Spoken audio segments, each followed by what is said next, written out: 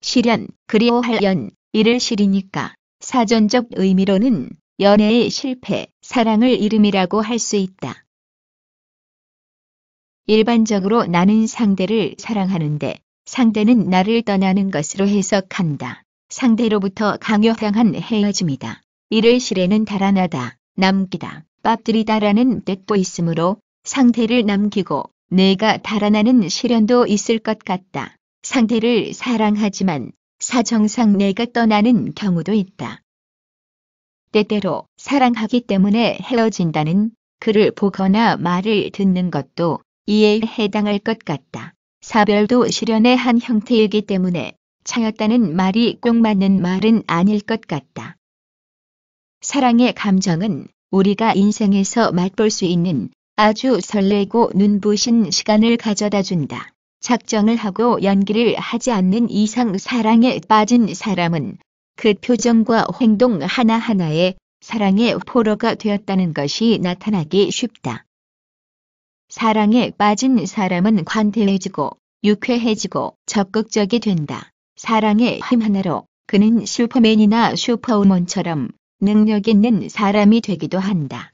그런데 어느 날 이런 사랑을 잃어버리면 어떻게 될까? 그를 지탱하던 모든 게 썰물처럼 삽시간에 빠져나갈 것이다.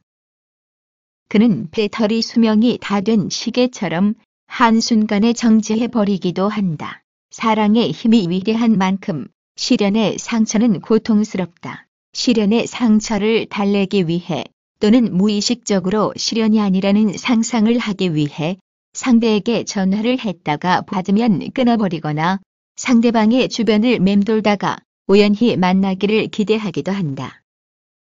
사랑의 포로가 된 사람이 적극적인 행동으로 외부에 나타내는 것에는 못 미치더라도 실연의 상처를 겪는 사람 또한 소극적인 말과 표정과 행동으로 드러내기도 한다.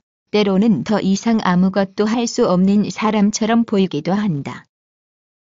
그러나 실연의 아픔 또한 사랑의 절정과 마찬가지로 한 시절의 폭풍 같은 고통으로 끝나는 편이다. 대부분의 사람은 다시 사랑하게 되며 상실감은 시간과 더불어 옅어지게 될 것이다.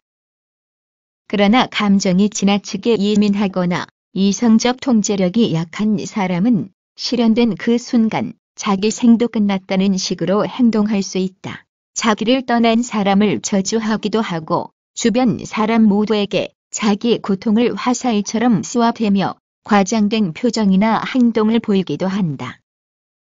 그렇게 되면 사랑만이 아니라 다른 많은 것들도 잃을 수 있다. 열렬히 사랑했던 그 사람에게 자기 이상의 상처를 주어 두 사람의 아름다웠던 사랑을 끔찍한 기억으로 뒤바꿔 버리기도 한다. 실연 직후 막막한 상실감에 휩싸여 있을 때 다시는 사랑을 못할 것 같아라고 생각하기도 한다. 그때는 헤어진 사람과 사랑에 대한 기억 외에는 아무것도 떠오르지 않는다. 또 다른 사랑은 생각할 수조차 없다. 하지만 겨울에 얼어붙은 땅에서도 봄이 오면 새싹이 피어오르듯 우리의 감정은 한시기 소용돌이 같은 시절을 거치고 났을 때 치명적인 상처가 아니라면 아물게 된다. 물론 크거나 작은 흉터는 남을 수 있다. 실연의 고통을 그처럼 의연히 넘긴 사람은 아픔만큼 성숙한다. 는 흔한 말처럼 사랑에 대해, 인간에 대해, 세상이 흘러가는 질서에 대해 새로운 눈을 뜨게 된다. 항상 그렇게 되는 것은 아니지만 보통 다시 시작되는 사랑에서 그는 지난날처럼 유치하거나 초조해하거나 과격하거나 소심하거나 헛된 질투심에 사로잡히지 않는다. 그는 이제 사랑이 무엇인지 아는 사람이다. 상처가 무엇인지 알고 고통이 무엇인지 안다. 기다림이 무엇인지 알고 눈물이 무엇인지 안다.